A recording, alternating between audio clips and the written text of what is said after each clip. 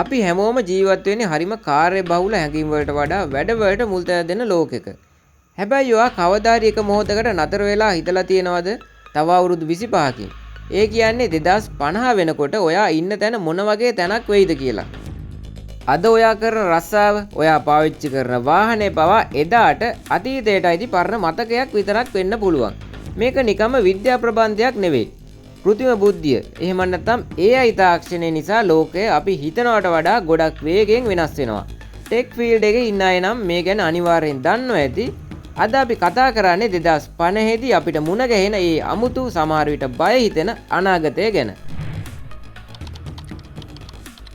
මුලින්ම කතා කරමු අපේ ජීවනෝපාය එහෙම නැත්නම් රැකියාව ගැන. ලෝක ප්‍රකට ගෝල්ඩ්මන් සැක්ස් ආයතන පෙන්වලා දෙන විදිහට ඉදිරියේදී රැකියා මිලියන 300ක් AI නිසා සම්පූර්ණයෙන්ම වෙනස් වෙන්න නියමිතයි. ඒ විතරක් නෙවෙයි.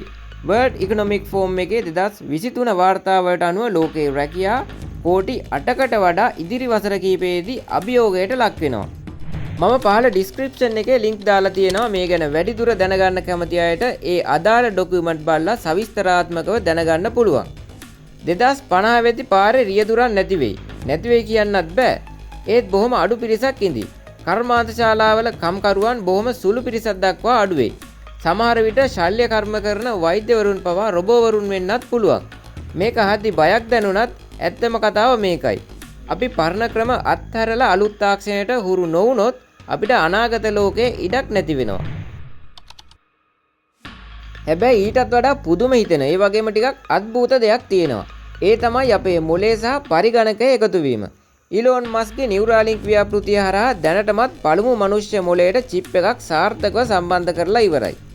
ඒ වගේම ස්ටෑන්ෆර්ඩ් විශ්වවිද්‍යාලය මගින් කරපු පර්යේෂණවලදී ඔප්පු වුණා මනුෂ්‍ය සිතුවිලි කෙලින්ම අකුරු බවට හරවන්න පුළුවන් කියලා. හිතන්න 2050 දී වාට අලුත් භාෂාවක් ඉගෙන ගන්න ඕනි කියලා. ඒකට අවුරුදු ගාණක් ඉගෙන ගන්න ඕනේ වෙන්නේ නැහැ. ඒ දැනුම කෙලින්ම ඔයාගේ මොළයට ඩවුන්ලෝඩ් කරගන්න පුළුවන් මට්ටමට තාක්ෂණය දියුණු වෙමින් පවතිනවා. විද්‍යාඥයන් කියන්නේ අනාගතයේ මිනිසා සයිබර් කෙනෙක් කියලා. සයිබර් කෙනෙක් කියන්නේ ජීවියෙක්. එහෙම නැත්නම් මිනිස්සෙක් සහ යන්ත්‍රයක් එකතු වෙලා හැදුණු අලුත් ජීවියෙක්ට. හිතන්න කෙනෙක්ගේ පෙනීම දුර්වල වෙලා ඇස් කණ්ණාඩි දානවා. කෙනෙක්ගේ කකුලක් නැති වෙලා કૃතිම කකුල් පාවිච්චි කරනවා. මේවා තාක්ෂණය සහ ශරීරය එකතු වීම. හැබැයි සැබෑ සයිබර් කෙනෙක් කියන්නේ මීට වඩා ගොඩක් දියුණු මට්ටමක්. හැබැයි මේ තාක්ෂණයේ හොඳ පැත්තකුත් තියෙනවා. නේචර් මෙඩිසින් සංග්‍රහයේ පළ වුණ දත්ත වලට අනුව අද ඉන්න දක්ෂම වෛද්‍යවරුන්ට වඩා 90%කට වඩා නිවැරදිව පිළිකා වගේ දරුණු ලෙඩ මුල් අවදියේම හඳුනා ගන්න AI වලට පුළුවන්. 2050 වෙද්දී ලෙඩක් හැදුනාම බෙහෙත් කරනවා වෙනුවට ලෙඩේ හැදෙන්න කලින් ඒක වළක්වන්න තරම් තාක්ෂණය දියුණු වෙයි. අපේ ආයු කාලය අදට වඩා ගොඩක් වැඩි වෙන්නත් මේක ප්‍රධාන හේතුවක් වෙන්න පුළුවන්. මෙච්චර සැප පහසුකම් මැද අපිට අහිමි වෙන්නේ මොනවද? ඒ තමයි අපේ නිදහස සහ පෞද්ගලිකත්වය. හැම තප්පරයක්ම තාක්ෂණයෙන් නිරීක්ෂණය කරන අපේ සිතුවිලි පවා කියවන්න පුළුවන් ලෝකයක අපිට ප්‍රයිවසි එහෙම නැත්නම් පෞද්ගලිකත්වයක් ඉතුරු වෙයිද? තාක්ෂණයේ වැරදි අතකට ගියොත් ධනවත් මිනිස්සු තවත් බලවත් වෙලා සාමාන්‍ය මිනිස්සුන්ව පාලනය කරන ලෝකයක් බිහි වෙයිද? මේ තමයි 2050 දී අපිට මුණ ගැහෙන ලොකුම අභියෝගය. අවසාන වශයෙන් මට කියන්න තියෙන්නේ මෙච්චරයි. තාක්ෂණය කොච්චර දියුණු වුණත් අපේ ඇතුලේ තියෙන මානුෂීය ගතිගුණ, ඒ කියන්නේ ආදරය, කරුණාව සහ නිර්මාණශීලීත්වය AI වලට කවදාවත් ලේසියෙන් කොපි කරන්න බෑ. අපි තාක්ෂණයේ වහලු නොවි ඒක අපේ දියුණුවට පාවිච්චි කරන එකයි වැදගත්.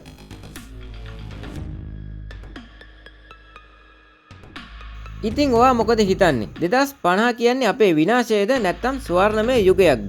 ඔයාගේ අදහස පල්ලෙහින් කමෙන්ට් කරන්න. මේ වගේ තොරතුරු තවත් දැනගන්න මාව subscribe කරලා channel එකත් එක්ක එකතු වෙන්න. මම ප්‍රබෝධ් විජේසිංහ.